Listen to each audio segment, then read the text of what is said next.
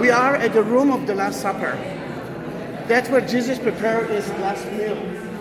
One of the questions that I will ask, where is the table? Then let's look around and let's look at the table. But there's no table. Don't look for it. Because at the time of Jesus, they used to sit on the floor and eat. And that's why we actually say in the Haggadah, in the book of Passover, people are sitting around just like the Roman time. The room of the Last Supper, you already know that it's more than just the room of the Last Supper. It's the first church ever because here Jesus prepared the first service, the first mass. Eat that bread, drink that wine. But later on, 50 days later, holy fire went down. And people started to talk in different languages. And the idea was to spread Christianity all over. But I already told you that room, you see what's happening to the people here. That room was used as a mosque. At the 14th century, the Muslims took over that place and turned it into a mosque. And down there is the tomb of King David, which they turned it into a mosque as well. Then you can see here the place that she is now speaking, and soon you will see her speaking with tongues. Yes. She's sitting next to a mihrab.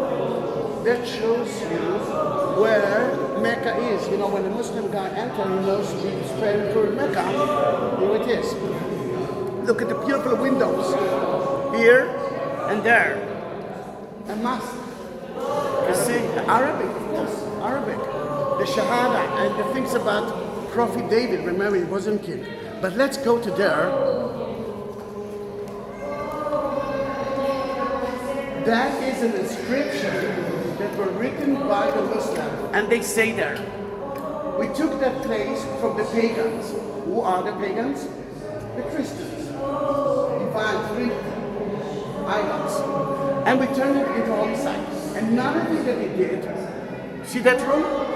They built a replica of the tomb of King David. The Jews and the Christians couldn't go into the real tomb, which is beneath us.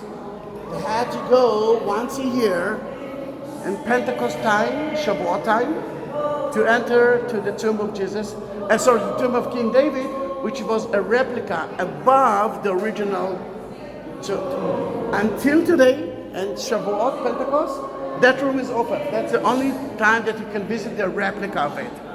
Let's go to that tree. Oops. And you can see two things. The first one is a tree, olive tree.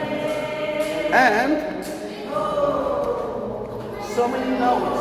People are asking wishes. Now, let's talk about the tree. It's part of one of the book of letter of St. Paul. St. Paul was a Jew, and he converted himself into Christianity.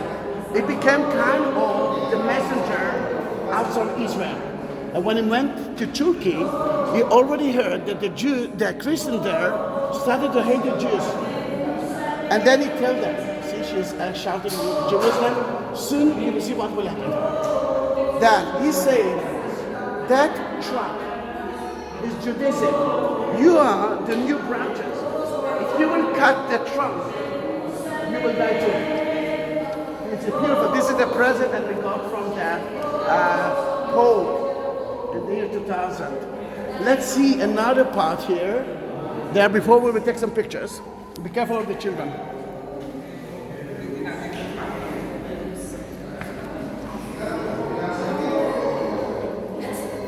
Let's look at that. You can see a falcon mother. The falcon mother couldn't feed her own chicken bird. She couldn't feed her own chick. And she said, I prefer to feed those chicks, my chicks, from my own flesh. Right story, isn't it? But it actually tells you the story of that room. Eat that bread. It's my body. So these kids are eating the mother's True. Yes. And this is a symbol from the 12th century. That for sure at the 12th century, that room used to be the Last Supper room. As you can see, it's now getting stronger and stronger and stronger. Then, we are in September 2019, Room of the Last Supper, Jerusalem, and